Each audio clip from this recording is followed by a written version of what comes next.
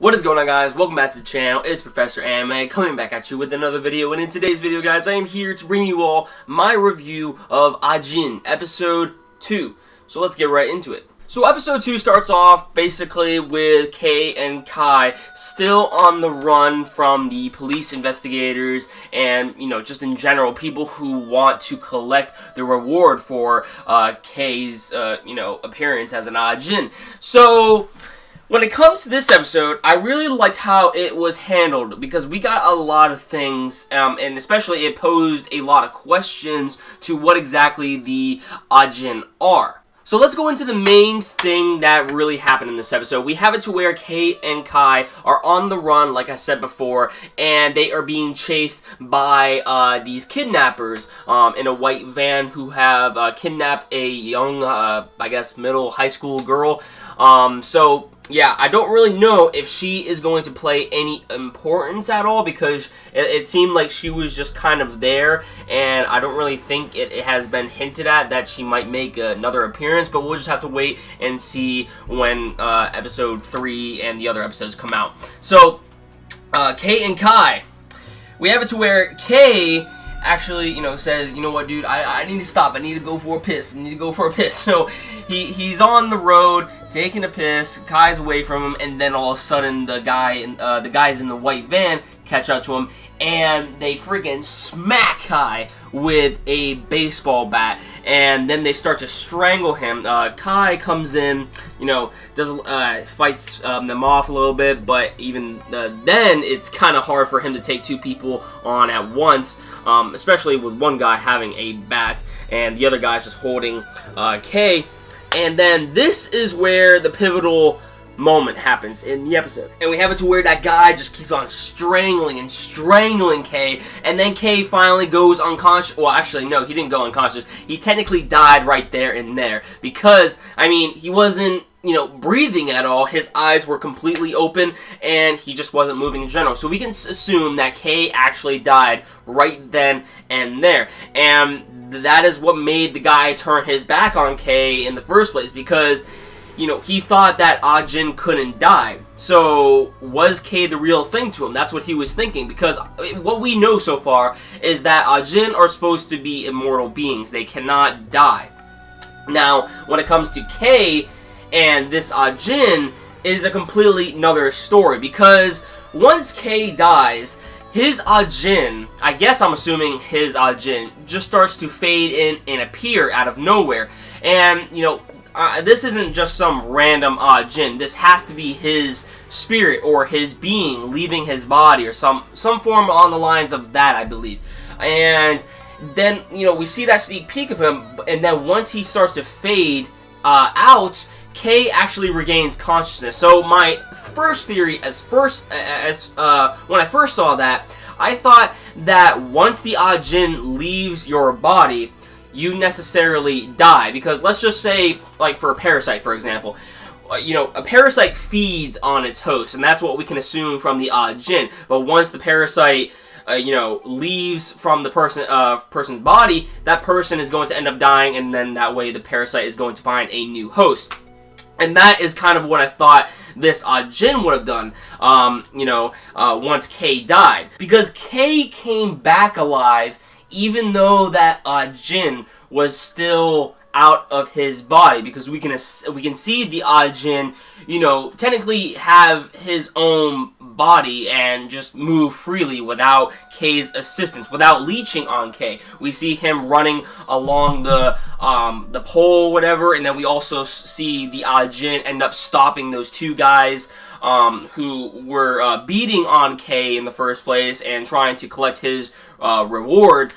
So yeah, it's like the Ajin and Kei are two different people, I guess you could say. But the thing is, though, I thought the Ajin was supposed to, technically host on your body. So I don't know. It's very strange. There's a lot of things that we do not know about Ajins right now. Of course, there are many people out there who have probably read the manga. I have only read the first chapter of the manga, so yeah, I'm just, technically a anime only when it comes to Ajin, but there are still many things that we do not know about the Ajin right now. And we also have it to where we learn that, I guess, certain types of Ajins actually have special abilities, which is very unique. I like that a lot, that, that way not every Ajin is the complete same. And what we know from K's abilities is that K can actually use his Ajin's voice.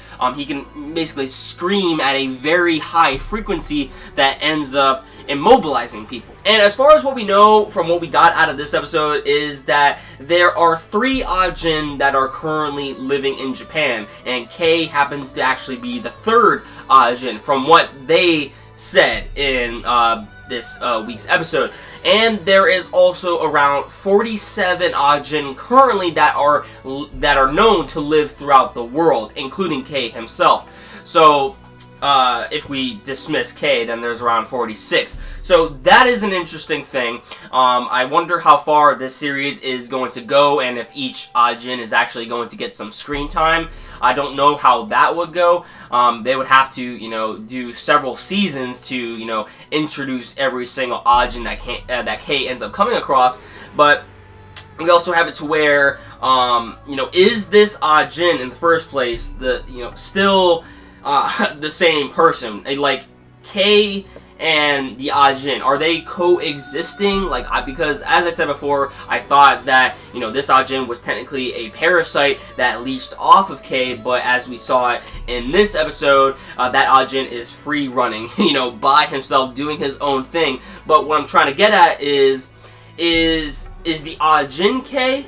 And is KK, if you get what I'm saying, because we see that Ajin can actually retain the memories, or at least from what I am gathering, or at least what K is thinking. You know what I'm saying? So, because we see him, speak words that K actually said in this episode, like, I really need to pee, stuff like that. So, I'm just wondering if, this Ajin can actually retain the same memories as K, and if he can completely move on his own without K's assistance. How exactly does this all work? And of course, we also got some introductions to some of the police investigators as well. We have that girl with the red hair that is, like that. And then we have Tosaki. Most notably, Tosaki is the guy who interests me the most as far as one of the police investigators go, because when it comes to Tosaki gives me a weird vibe. There seems to be more than him that meets the eye than just a normal police investigator. He knows a lot about the Ajin, but there are things that he and the girl with the red hair know that the other police investigators don't know.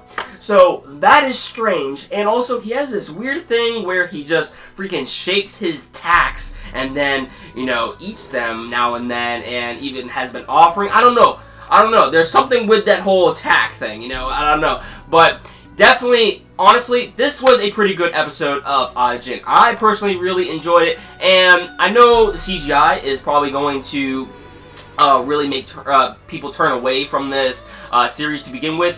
But as I stated before in my episode 1 review, try to at least give this series the 3-episode rule, and if your eyes are burning from the CGI, then yeah, okay, turn away and drop this anime and just go ahead and read the manga. But personally, really, I don't really think the CGI is too bad. If anything, I feel the CGI actually works in this anime. It fits the atmosphere for this type of series, at least in my humble opinion. So yeah, that about does it for this review, guys, of Ajin Episode 2. Let me know your thoughts in the comments on what you actually thought about this episode, and do you think that K is actually the same person? Is he connected with this Ajin? Is KK, and is this Ajin K? Or are they completely 2 different entities? Just let me know your thoughts in the comments down below on that. If you have any theories, also share them with me down below, and maybe we can make a discussion out of this as well. And of course, if you like this video, please give it a like, and if you want to stay up to date to my future content on this channel, please hit that red subscribe button below, and you'll never miss a video from me. That about does it for this video, guys, and I'll catch you all in the next one. Have a great day.